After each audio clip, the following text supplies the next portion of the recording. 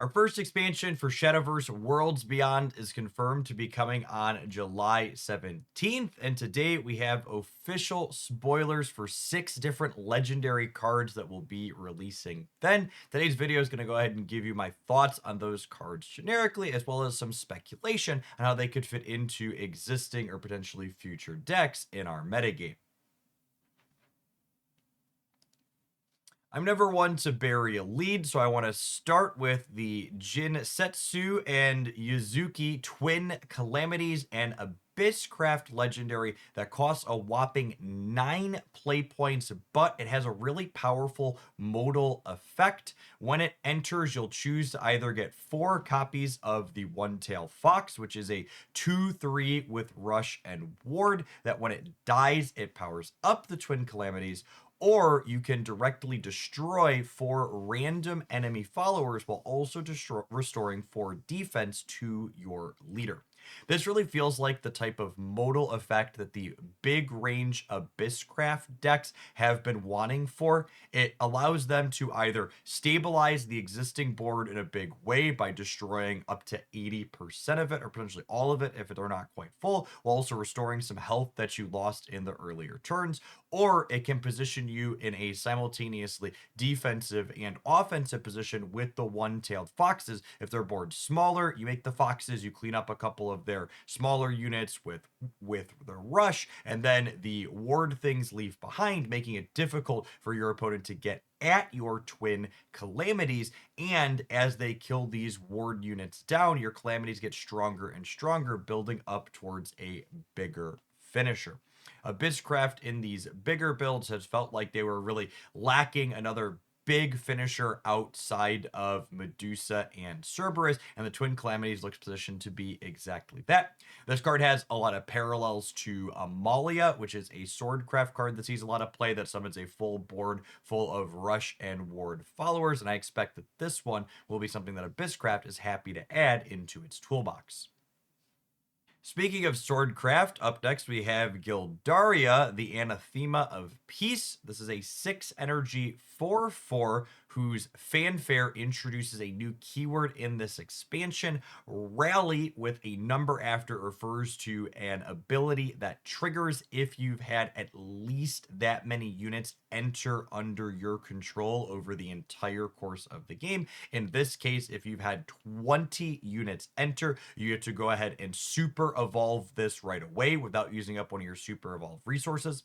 This says whenever another allied follower enters the field, it deals 1 damage to all enemy followers. And when this evolves, summon 2 copies of Steelclad Knight and give them Rush. So surface level, thinking about what this card does, let's say you play this out and then use one of your super evolves on it early, it becomes a 7/7 that gives you 2/2/2s with Rush, and those 2/2s that it summons deal 2 damage to everything on the opponent's side of the board, thanks to the triggered ability that this card has. Meaning you get to go ahead and effectively have 2 to everything, and then 2 to 2 more things, plus 7 from the super evolve on Gildaria itself. And we have another excellent tool that's going to allow you to aggressively trade boards with your opponent. The rally effect on this card means that it retains relevancy as your game goes long. Swordcraft as an archetype is one that's always gone incredibly wide. You have a lot of things that summon lots of these Steelclad Knights. So while Rally 20 is not something that you're going to be triggering on turn 6, as the games go long, this is an effect that you're going to be able to draw off the top in the mid to late game and have this big super evolve style of effect without needing to save your actual super evolution resources that are very sparing to be triggering it. This card seems like it will be an incredibly good addition to the more mid-rangey Swordcraft deck, featuring other things like Gino and Amalia that are excellent at allowing you to clear your opponent's board without requiring you to invest in evolution to do so. Next up, we have a Runecraft legendary that looks to be a potential finisher for the Earthright builds of Runecraft. This is an 8 energy 5/5 with aura, meaning it can't be targeted by spells directly. And when it dies, if you have 2 Earthright, it resummons a copy of itself. When it super evolves, it destroys 2 enemies on the opponent's side of the board as well. So this is a very grindy threat that is going to come back again and again and again. As someone who spent a lot of time trying to make various Earthright decks playable inside of the Runecraft class, one of the issues you run into as the game goes long is that you have plenty of Earthright laying around, but the game grinds out to a point where you just don't have a finisher left on the board, and this card works to solve that problem very directly. I think I'd be surprised if this is a card that you want to play 3 of. My gut instinct is that 2 copies of this, so that way you're pretty likely to find one by turn 8, but you're also not getting gummed up on a bunch of copies of them. This means that as the game kind of grinds to a halt, as you attrition out, trading resources back and forth, you're always going to have this one thing left behind that your opponent's going to have to answer. Because there's no delay on the resummoning of this as well, it means that anytime you have a bunch of Earthright lying around, your opponent's going to have this threat of the 5/5 ready to attack their face on the following turn if they don't have some type of ward to be able to block it. You top all of this grindiness off with the fact that it's also a payoff for evolving that can answer your opponent's need to answer threats. And this seems like a really potent card. Next up, we have Phil Lennon, the White Frost Bloom, a 2 play point 2/2 with Bane for Dragoncraft, who deals 1 damage to all enemy followers when she evolves. You also have the Fanfare effect. If you're an Overflow, you get to add the White Frost Whisper into your hand. Overflow means you have 7 or more play points available to you, which is usually fairly easy to get early in the Dragoncraft deck thanks to its extra play point acceleration. The White Frost Whisper is a 3 energy spell that's modal. It either 1 destroys all damaged enemy followers, or 2 increases the cost of all cards in your opponent's hand by 1 until the end of your next turn. This seems like an incredibly potent disruptive effect in the mid to late game, while also being a modal card that lets you kind of stabilize the board early. Being a 2/2 with Bane lets you trade solidly into whatever your opponent's playing out in the first 4 turns of the game, and then once you hit this overflow state, the White Frost Whisper can either be disruptive to your opponent, slowing them down the following turn if they're not currently ahead on board, and if they are ahead on board, the White Frost Whisper in tandem with her evolve effect means you can destroy everything on your opponent's side of the board for just 5 resources. These type of effects where they're useful early but also powerful late is exactly the type of payoff that a ramp archetype is looking to leverage in a card game like Shadowverse.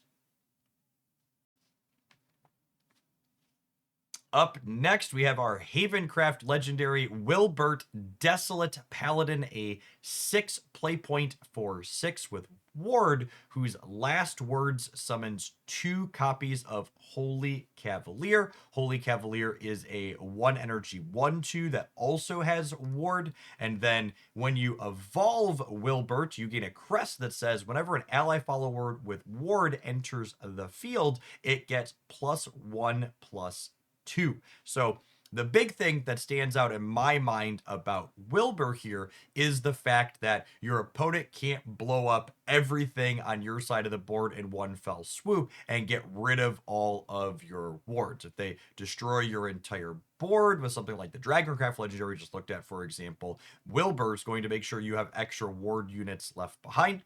If you spend an evolution on Wilbert, his crest means that you're going to have a 6/8 ward up front with him, but then you're also going to have 2 2/4 wards behind it, meaning your opponent has to crack through 16 defense worth of wards before they're able to actually start attacking your life total. I feel like this type of effect could help the Havencraft control decks really stabilize. It always feels like they're this close from being able to not die on a big burst of an attack, and having this ward into a second layer of ward could go a long way towards making it a more feasible controlling shell. finally, we have a new neutral legendary spoiled Odin the Twilight Fate. On Fanfare, this 7 energy card selects an enemy on the field and banishes it, and then it has Storm, meaning you're able to attack your opponent's life total directly.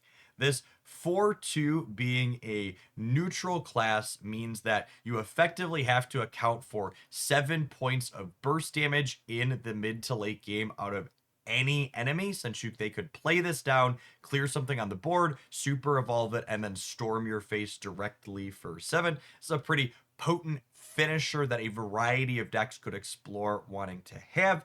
The fact that it removes something on the opponent's side of the board in addition to this is also really clean, because it both catches you up on the board while also allowing you to pressure your opponent's life total simultaneously. A lot of the times, aggressive cards in Shadowverse force you to make the decision between, am I pressuring my opponent's defense with this, or am I catching myself up on board? And Odin's kind of this 1-2 punch that does them both simultaneously.